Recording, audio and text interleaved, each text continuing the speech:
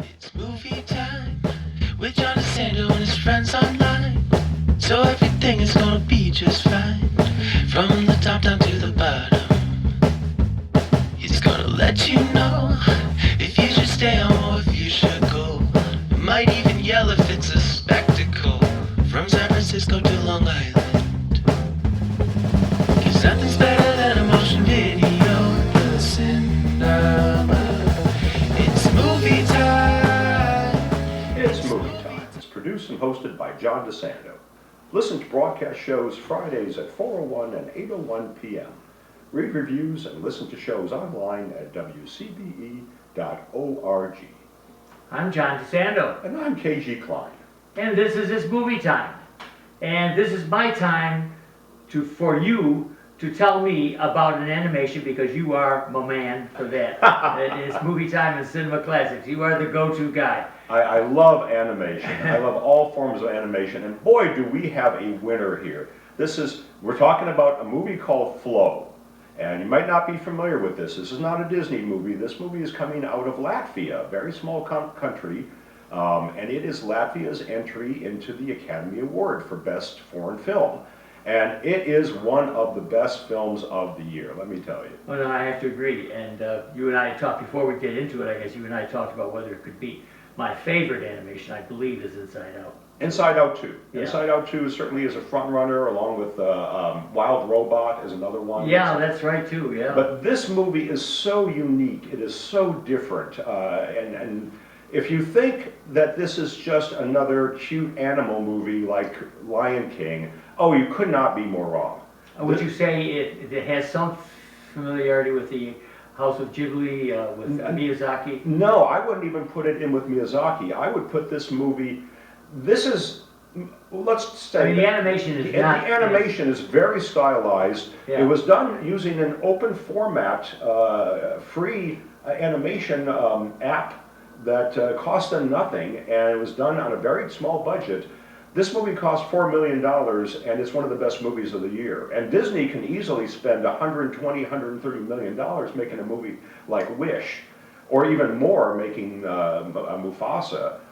But for 4% of what Disney spent on Wish, we get Flow, and Flow is a movie that will stay with you for the rest of your life. All right, give us just a brief. Okay, the story is very simple. It is 5 animals who have been caught in a disaster. Their world has been turned upside down by floodwater. We don't really know where they are. They might be in Thailand, they might be in Laos, they might be Cambodia, but they're in the span of a couple minutes. We watch their luxurious lifestyle, their life of leisure, get turned upside down by a catastrophe that affects all of them. And they manage to get to a small sailboat, one at a time. We pick them up along the way. And then they have to kind of learn to live together.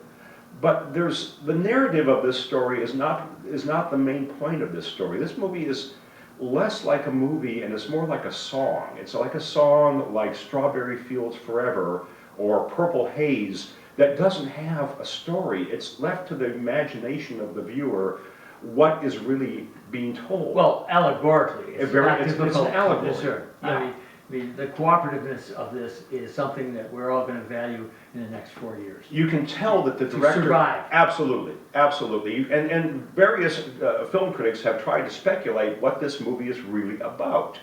And I think that's a disservice. And I think we'll get into that a little bit more in the podcast, but I think this movie is deliberately trying to be like a Rorschach test, where they're showing you a visual image and they're leaving it to you and to your life experiences to interpret what they're showing you and decide for yourself what you think it means. Well, and that is so refreshing. Yeah, we've always contended that we're not trying to ram down themes or morals in the movies that we watch. We look at them artistically, and then when we find some a really powerful motif such as this, we're happy for it. Right? We don't demand that everybody be able to interpret it the minute they get out of the film, because it is, as you had said, it is an experience that's both visual and emotional, and as good animators do, they just have a love. It is such a departure from the movies that we're seeing these days, where directors feel that they need to convey every single plot point clearly and perfectly, and they give you tons of exposition to make sure that they ram down your throat exactly what this movie is trying to tell you. This movie does not do this, and this is why it's so refreshing, is this movie is allowing you to interpret it. It's allowing you to find yourself in this. And the two movies I want to compare this movie to is Apocalypse Now, Coppola's Boy, classic. man, is that a weird, that's good. I want to hear you on that. Well, Apocalypse Now, as you recall, is mostly a story about this group of people going down a river in a jungle patrol boat, a river patrol boat during the Vietnam War, and how they interact to each other versus the conflict around them. And they have to learn to bond or not bond as their world degenerates before their eyes. I mean, Apocalypse Now at the end of the day was an allegory about the history of Vietnam. Sure.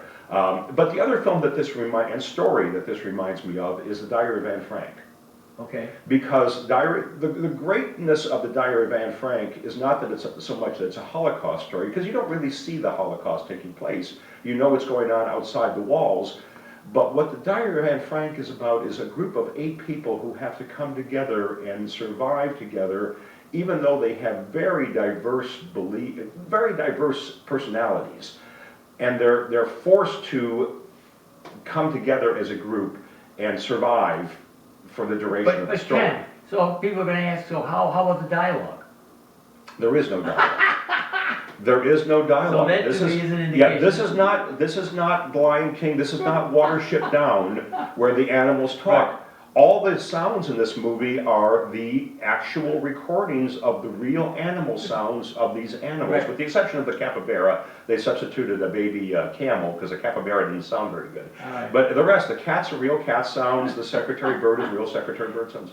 And let's talk a little bit about our cast here. Well, before you get to that, okay. I'd just like to say, to tell people, this is not anthropomorphic. This is not human-centered. It's They some of the don't best. have, they don't have characteristics Yeah. of humans. I mean, they do in a sense, but basically they're animals. It is some of the best animal animation I've ever seen. They have the animal-specific species behavior down perfectly. It's a magical to watch how well they are able to represent the different species exactly as they act and behave.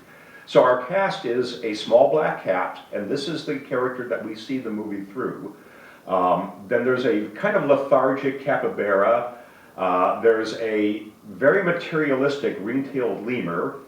There's a very playful golden retriever. Yeah, the golden retriever. right. And Yeah. then finally, there's a very proud secretary bird. And each one is a very different personality. And it's very true to the original animals. They're not departing from the animals. Yeah, right. But they're also, in that personality, instilling the animal as an allegory. Yeah. You can see that the capybara might be somebody in a disaster who is just kind of lazy and lethargic, but manages to find some way to survive. Well, yeah, and for you cat lovers out there, you're going to recognize all of the signals that the cat gives without speaking. The cat is The scared. cat can arch its back. Yeah. It has, of course, it has beautiful big eyes, and the eyes. The tell a cat's great deal. pleading eyes and its desperate cries are some of the best performance in any movie this year. It really is. And the secretary bird becomes sort of the leader of the group by de facto. But you can read into these animals that the director was trying to represent with these animals very specific, not just people, but very specific groups of people. And it's dangerous to try to interpret too much before that, but you could, depending on your point of view, you could see the secretary bird as perhaps the military or a soldier. Sure. You know, a group that has found a way to survive easily in this catastrophe because they have the resources And to you do use so. the word, this is a survivalist movie. Yeah, it's a survivalist movie. And you can put yourself in that very situation, even though you're not an animal, but as a human. Well, what's so very nice here is that there aren't any humans. There are no humans. We see human dwellings. Yeah. The cat's living in an Yeah. abandoned house. We see what looks like ancient Southeast Asian temples as we're sailing through And the water. what about the statues of cats? And the statues of cats that the cat's owner Giant. presumably was making. But there's another character in this movie we haven't gotten to yet, and that character is the water itself. Yeah. The water becomes a character in the Yeah. film. The water both devastates the landscape, is deadly, but at the same time, it supports them. Yes. It's the thing that keeps them moving. It's the thing that provides food for them. So that the water is a neutral character. The water is neither hateful nor is it friendly. It is merely Although there. it's pretty ominous coming through that forest. Oh, from yes. the point of view of the cat. It's as it ominous sees it and coming. it's terrifying. And I'll tell you, Ken, one of the things that I liked about this movie as well is that I was perplexed at the whale. Oh, the whale, yes. Until I saw the end. Yes, Okay. yeah, yeah. And that was brief, man, they just don't give you too much. Okay, we'll jump in on that. Yeah, this is a movie that you do want to stay through the credits Yes. because there's a big Easter egg at the very end of the credits Yes. that is very important. But let's talk a little bit about Well, kids. why Kids. don't we do that Okay. in our podcast? Well, which- I'll just point out real quick, this Okay. is not a movie to take a 6-year-old to. You're not taking a kid to see Lion King with this movie. No.